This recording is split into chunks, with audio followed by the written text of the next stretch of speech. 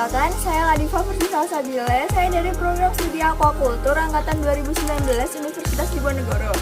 Kali ini saya akan melakukan percobaan ekofish di perairan, yaitu di kolam ikan. Nah, saya menggunakan 3 parameter kimia, fisika, dan biologi. Untuk parameter fisika, saya menggunakan kecerahan air. Untuk parameter kimia, saya menggunakan pH air. Dan untuk parameter biologi, saya mengidentifikasi makrozubentos.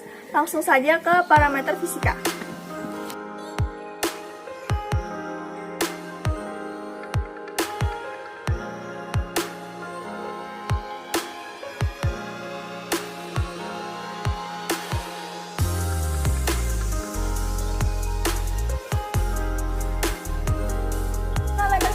Yang saya gunakan adalah CCD sederhana.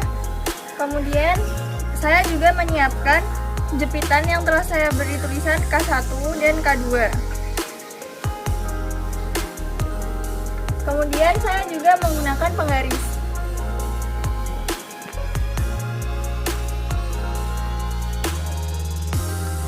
Kita melakukan percobaan di perairan kolam ikan. Caranya 2 kali. Percobaan yang pertama yaitu pada batas samar-samar, dan yang kedua adalah pada batas tidak terlihat sama sekali untuk pertama kalinya.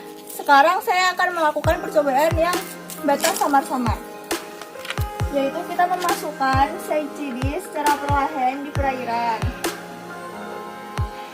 hingga batas samar-samar.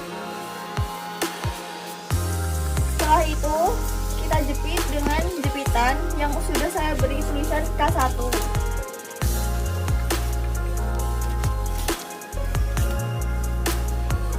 Kemudian kita angkat.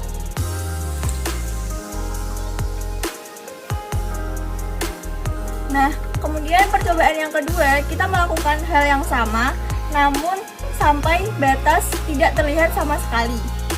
Masukkan perlahan hingga CCD tidak terlihat sama sekali untuk pertama kalinya. Setelah itu kita jepit. Jepitannya saya beri tulisan K2. Kemudian kita angkat. Ini hasilnya. Nah, setelah mendapat hasil K1 dan K2, kita ukur panjangnya dengan penggaris.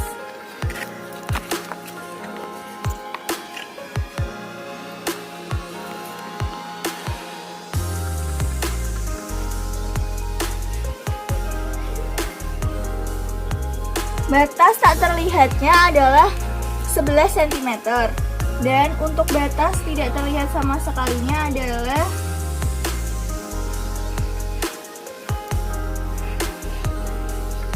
16,5 cm.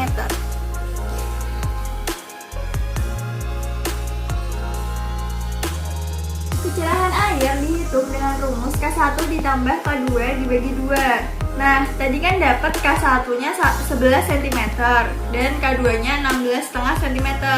Jadinya 11 cm ditambah 16,5 cm dibagi 2. Hasilnya adalah 13,75. Maka kecerahan air di kolam ikan tersebut adalah 13,75 cm.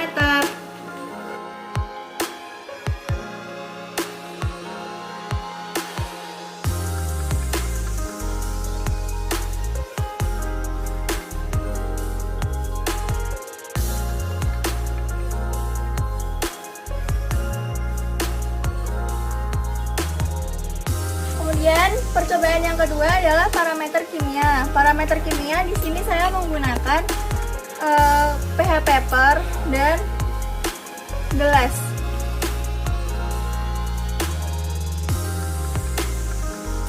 Nah, cara penggunaannya kita mengambil sampel air di kolam ikan.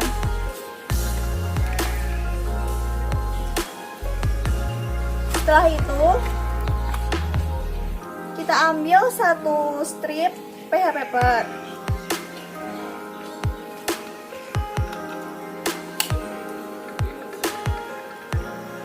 Kita celupkan di air selama 5 detik.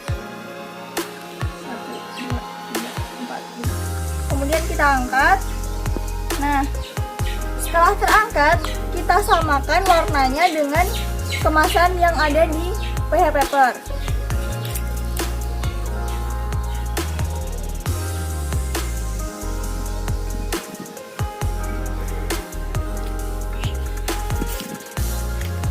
pH yang paling mendekati adalah 5. Artinya pH di perairan tersebut adalah 5. Kualifikasi pH, pH yang kurang dari 7 itu dikatakan asam, pH yang sama dengan 7 itu dikatakan netral, dan untuk pH yang lebih dari 7 itu dikatakan basa.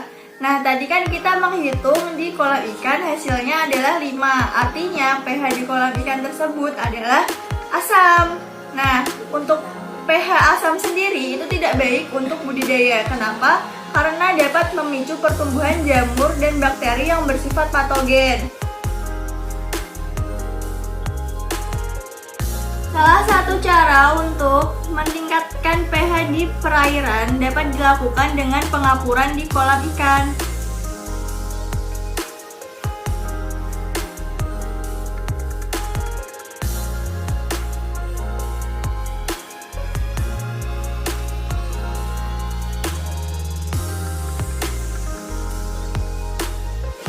Untuk parameter yang ketiga adalah parameter biologi, yaitu identifikasi makrozubentos. Karena tadi di kolam ikan tidak mendapatkan makrozubentos, maka saya pindah di perairan ini. Karena airnya jernih, maka kita langsung saja mencari makrozubentos.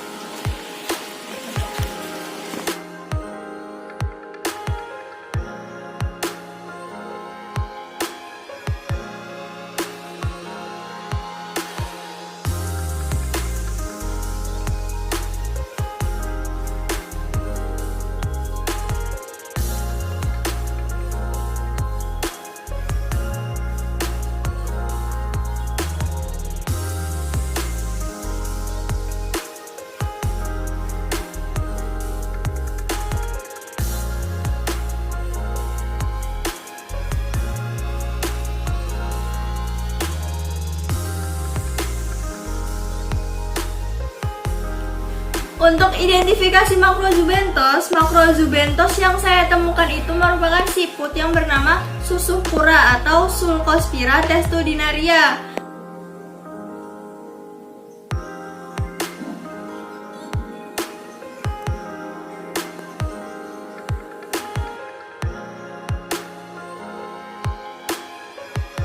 Kali ini saya akan menjelaskan taksonomi dari Susucura tersebut. Nah, untuk kingdomnya itu merupakan animalia, filum Mollusca, kelas Gastropoda, superfamily Cerithioidea, filum Pachychildae, genus Sulcospira, dan spesies Sulcospira testudinaria.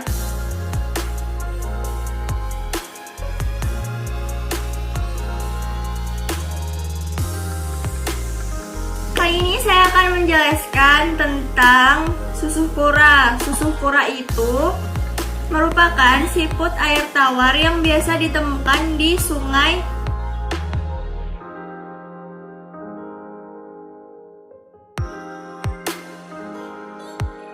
Susucura sendiri itu sekarang sudah mulai langka karena banyaknya polusi di perairan. Untuk sungai yang saya identifikasi itu merupakan sungai yang jernih, maka Susucura masih dapat ditemukan. Tetapi untuk sungai-sungai yang airnya sudah mulai keruh, itu Susucura sudah tidak ada.